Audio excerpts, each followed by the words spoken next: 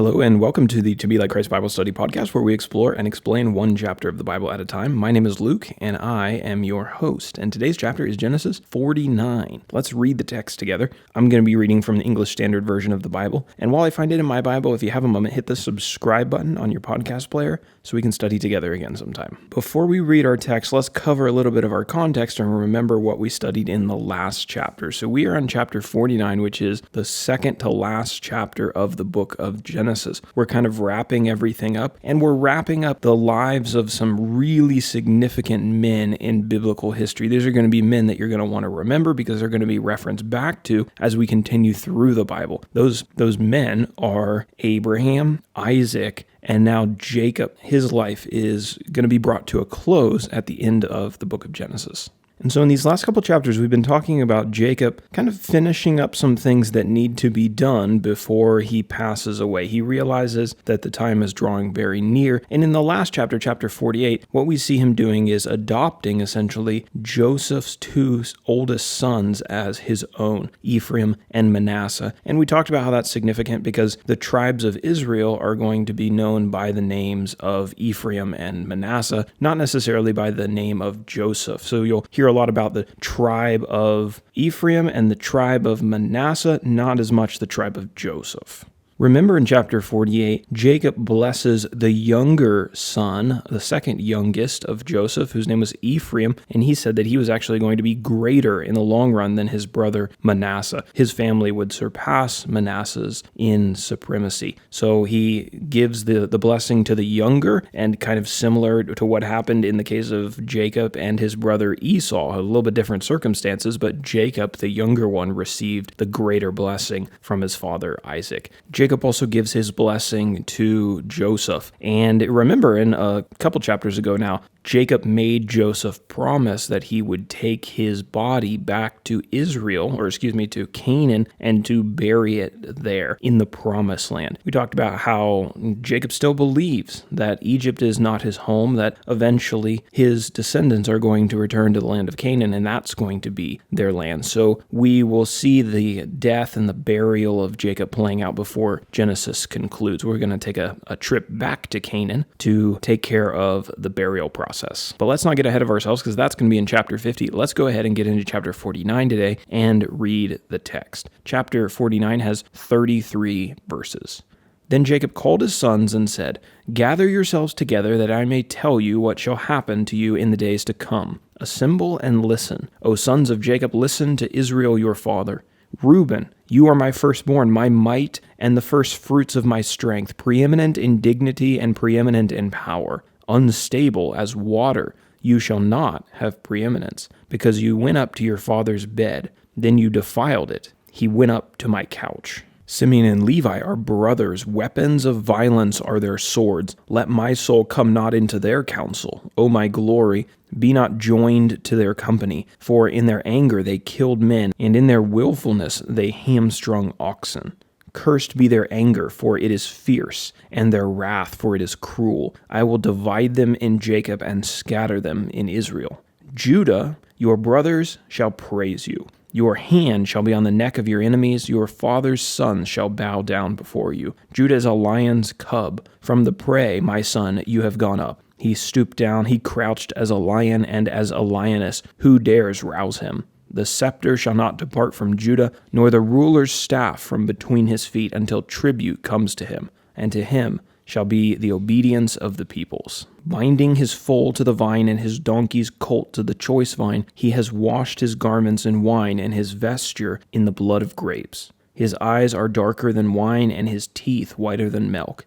Zebulun shall dwell at the shore of the sea. He shall become a haven for ships, and his border shall be at Sidon. Issachar is a strong donkey crouching between the sheepfolds. He saw that a resting place was good and that the land was pleasant, so he bowed his shoulder to bear and became a servant at forced labor. Dan shall judge his people as one of the tribes of Israel. Dan shall be a servant in the way, a viper by the path that bites the horse's heels so that his rider falls backward. I wait for your salvation, O Lord. Raiders shall raid Gad, but he shall raid at their heels. Asher's food shall be rich, and he shall yield royal delicacies. Naphtali is a doe let loose that bears beautiful fawns. Joseph is a fruitful bough for a spring. His branches run over the wall. The archers bitterly attacked him, shot at him, and harassed him severely, yet his bow remained unmoved. His arms were made agile by the hands of the mighty one of Jacob. From there is the shepherd, the stone of Israel. By the God of your father, who will help you, by the Almighty who will bless you with blessings of heaven above, blessings of the deep that crouches beneath, blessings of the breasts and of the womb. The blessings of your father are mighty beyond the blessings of my parents, up to the bounties of the everlasting hills. May they be on the head of Joseph, and on the brow of him who was set apart from his brothers. Benjamin is a ravenous wolf, in the morning devouring the prey, and at evening dividing the spoil. All these are the 12 tribes of Israel. This is what their father said to them as he blessed them, blessing each with the blessing suitable to him. Then he commanded them and said to them, I am to be gathered to my people. Bury me with my fathers in the cave that is in the field of Ephron the Hittite, in the cave that is in the field at Machpelah, to the east of Mamre, in the land of Canaan, which Abraham bought with the field from Ephron the Hittite to possess as a burying place. There they buried Abraham and Sarah his wife. There they buried Isaac and Rebekah his wife. And there I buried Leah. The field and the cave that is in it were bought from the Hittites. When Jacob finished commanding his sons, he drew up his feet into the bed and breathed his last, and was gathered to his people. That is the text of Genesis chapter 49. We see some very interesting blessings being given from Jacob to his children, and these are prophetic blessings. They aren't just, well wishes. They aren't just, kind of some hopes for what he hopes will come of them in the future. As we saw with Ephraim and Manasseh in the last chapter, there seems to be something God-directed in these blessings. And so here he gives these blessings to his children. And interestingly, they're not all good. Some of them are, in a way, corrections or rebukes of his children. But before we get into those blessings, let's first talk about the first page of our PDF. We have a PDF for every study, and you can download them on our website at tobelikechrist.com, or you can also buy a book with all the outlines in them on amazon.com. Our first page, we always cover when, who, and where. So let's talk about when. Let's place these events on our Bible timeline. This is going to be the same as yesterday. Jacob lived in Egypt for 17 years after he came down there with his family during the famine. So this would place his death at approximately 1689 BC. And for our main characters today, it's going to be pretty simple. We have Jacob, who is also named Israel. He's the grandson of Abraham and the son of Isaac. And then we have, of course, the 12 sons of Jacob. These were Jacob's children with a number of different women, Zilpah, Bilhah, Leah, and Rachel. And they are all gathered at his bed in this chapter before his death to receive his blessing and these prophetic words about the future. And for our map section, or our where section, nothing is going to change here. Jacob died in Egypt, in the region of Goshen, where his family settled after relocating from Canaan. And if you have the PDF, you'll see the map. Goshen is a region of Egypt on the east side of the kingdom.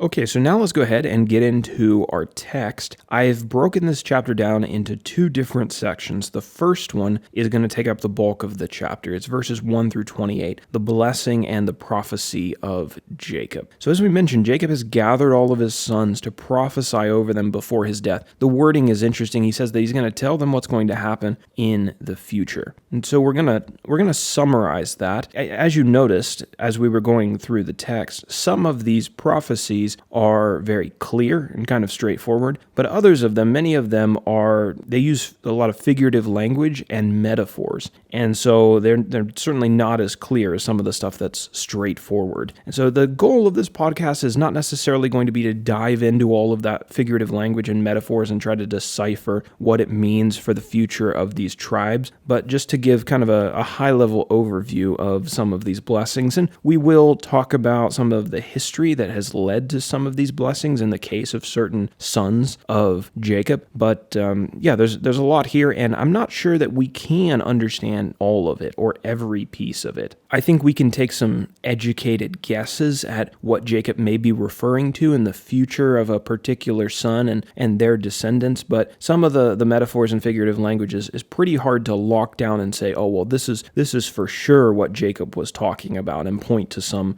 future historical event in the history of a particular tribe. So let's take it from a high level, and if you want to dive into it more, you can definitely do that. So the first son up to receive a blessing is Reuben, and that makes sense because he is Jacob's firstborn son, and he receives somewhat of a rebuke here rather than the preeminent blessing which you would expect him to receive because he is the oldest. But instead of receiving the greatest blessing, he gets a little bit of a rebuke from his father, and the reason for that is because Jacob has not forgotten about something that Reuben did in a previous chapter. If you have a really good memory, you'll remember that I told you to remember one of Reuben's actions in chapter 35 verse 22, where it says that Reuben slept with one of his father's concubines, Bilhah. So Jacob has not forgotten about this. We don't have a lot of Jacob's opinion on it in chapter 35, but here we find out that at the end of Jacob's life, he brings this up, and because of this action on Reuben's part, Reuben is not going to receive the superior blessing to all of his other brothers. He's really not going to get the blessing that typically belongs to the firstborn son. Jacob tells him that he's not going to be the greatest of all of his brothers. Second up is Levi and Simeon, and they're grouped together, and if you remember the history of Genesis 34, you'll know why they're grouped together. Jacob says here that they were angry and violent men. And in Genesis chapter 34, you remember what they did that displays that character trait in them. There was that situation with Shechem and Hamor, and Shechem had defiled their sister Dinah. And so Levi and Simeon are the ones who come up with that plot to trick the people of Hamor's city into getting circumcised, and they act like they're going to make peace with them. But when they're healing from the circumcision, Levi and Simeon go in and kill all the men in the city. And Jacob is really concerned about their actions after they've done this. And so they are described by Jacob at the end of his life as angry and violent men. Evidently, maybe they hadn't changed that much. And Jacob cursed their anger and told them that their families would be scattered. So we're not starting off too well with these first three sons of Jacob. This isn't the blessing that I would want to receive from my father. But things change with Judah. I mean, Judah certainly had his character flaws. He had that situation with Tamar where well, you probably remember that. No reason to describe that again. But the situation with Tamar, and then he also was the one who proposed selling Joseph to the slave traders as they went down to Egypt. So he wasn't a perfect guy, but he receives a great blessing from his father. And we do remember that he was the one who offered to substitute himself in Benjamin's place to become the slave of Pharaoh when Benjamin got in trouble. So he is clearly somewhat of a changed man, I think. Judah was told that his brothers would praise him and he would conquer his enemies. There's an important quote here that talks about the scepter not departing from Judah, nor the ruler's staff from between his feet until tribute comes to him, and to him shall be the obedience of the peoples. There's this idea that Judah's descendants are going to reign. The scepter is a staff, or I don't know what it is, a little stick. Decorative stick that a king carries. The kings, many of the kings, the important kings that would rule over these tribes in the future, they would come from Judah. And we've already talked about the ultimate king who comes from Judah, and that is Jesus eventually down the road, 1700 years after these events. So Judah receives this really fantastic blessing. Then we move to Zebulun. Zebulun is said that he would dwell by the sea and be a safe harbor for ships. This is some more of that metaphorical, figurative language here. We see that in Issachar as well. His family would be like a strong donkey who served in forced labor. Then Dan, his family would judge the tribes of Israel. The tribes of Dan would be like a viper in the road that bites at the horse's heels. And then Gad. Gad would be raided, but in return, it says that he would raid at his enemies' heels. Asher, his food would be rich, and he would have royal delicacies. And then Naphtali. His family would be like a doe who bore bountiful fawns. I don't know if they had, tons and tons of children, but that's the blessing that he receives. And then we come to Joseph and to Benjamin after that, the children of Rachel. They receive their blessing last. First up is Joseph, and Jacob spends a good bit of time on him. He would be like a fruitful tree. Jacob describes how Joseph's enemies tried to destroy him, but God preserved him. Joseph was set apart from his brothers and was to receive the, quote, blessings of heaven above, blessings of the deep that crouches beneath, and the blessings of the breast and of the womb. So he is very well blessed by his father. And of course, we know that as Jacob describes his enemies trying to destroy him, in a sense, his own brothers were his enemies, but God preserved him. And luckily now his brothers are no longer his enemies, but he had survived a lot by God's help. And then finally we have Benjamin. Benjamin's blessing is that he would be as a ravenous wolf, devouring prey in the morning and dividing spoil in the evening. It's interesting, actually, the first king of Israel and Judah came from Benjamin. You may know who that is. That would be King Saul. Benjamin would turn out to be the smallest tribe of the tribes of Israel in the future. So these were the blessings that Jacob gave to his sons who were to become the 12 tribes of Israel. And this tells us a little bit about what's going to happen to these tribes in the future. As I mentioned, there's not a whole lot of clarity or specificity in these particular blessings, but we do have kind of some general ideas and general blessings that we can understand from the mouth of Jacob and what his sons would become in the future as their families grew and grew and grew. So that brings us to the end of section number 1, and now we go to section number 2, which will finish up the chapter for us, verses 29 through 33, Jacob's death and his burial. We technically won't talk about his burial in this chapter, that'll be in the next chapter, but this chapter flows right into the burial section in the next chapter. Jacob knew that his time of death was approaching. In fact, he was like literally on his deathbed as he was giving these blessings and these rebukes to his children.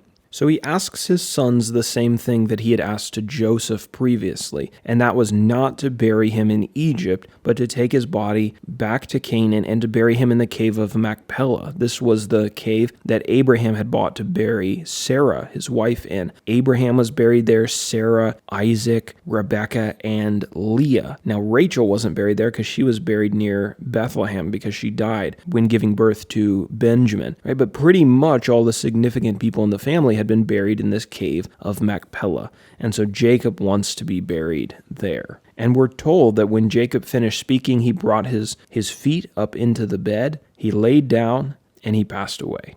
So thus concludes the life of Jacob. Remember, we've been talking about him for a while, talked about him and his brother Esau and stealing the blessing. We talked about him going up to Haran and dealing with his uncle Laban. We talked about him coming back down and having to reconcile with Esau. We've talked about all the different things that his sons have gotten up to in the land of Canaan and Shechem and elsewhere. And now he's made a really long journey down to Egypt, and that's where his life concludes. So he's a pretty well-traveled guy. He went way up north to Haran, and now he goes down south to Egypt. We've talked about a lot that he's done, and he's a very significant individual in the history of the Bible. So certainly not one to be forgotten, and one that God used in some pretty incredible ways. Let's go ahead now and finish up for the day with our application. You are the soil from which a family tree is going to grow. What kind of soil, what kind of foundation, what kind of base are you providing for the future health of that tree? We want to better ourselves, not just for our personal salvation and Christ-likeness, but to infuse Jesus into the upbringing of our descendants. The richer our soil, the healthier, spiritually speaking, our families will be. And vice versa. If we fail to cultivate the soil of our lives with the presence of Jesus, future generations will suffer the consequences of having to grow up in less than ideal conditions. So we want to take that very, very seriously, not just thinking about ourselves and, myself and my generation and my life, but also those who are going to come after us, our children, our grandchildren. And I think we have that in mind here as we're looking at Jacob and the great nation that he's going to grow into. It's not just him. right? But a huge group of people, a massive family tree is now going to grow out of his children, his 12 sons. And his respect for God, no doubt, influenced that huge family tree for the positive. And so think about that in your own life as well. Maybe a great nation, maybe you don't have 12 children, and a great nation isn't going to be growing out of you quite as quickly, but you are the soil in which your family tree is going to be growing. So let's take that seriously and cultivate that soil well with spiritual nutrition and a focus on Jesus. So there you have it. That is the penultimate, the second to last chapter of the book of Genesis, and I hope you'll join me tomorrow for chapter 50 as we conclude this fantastic book. And if you want to continue your studies beyond that, know that we've already got a full set of studies, our 5-minute studies out on the book of Exodus. There's a book out already, there's outlines out already, there's video studies. It's also on our website if you want it in some kind of alternative text form. So it's all there, and you can go through that as fast as you want, and you don't even have to wait on me to finish the podcast because all that information is already out and online. And if you would like to move to some other book in the Old Testament, at least at the time of recording this, we've got studies all the way from Genesis to 2nd Chronicles. We've got Psalms. We've got, do we have any others? We're about to start the book of Ezra and do Ezra, Nehemiah, Esther, Job, and then hopefully just go straight through the Old Testament. So if you're watching this currently, we have those studies available. If you're watching it sometime or listening to it sometime in the future, then, Lord willing, we'll have every book in the Old Testament done, and the goal is to finish every book in the Bible. So, hey, those might all be finished by the time you're listening to this. But thanks for studying Genesis 49. Lord willing, we'll finish up tomorrow with chapter 50.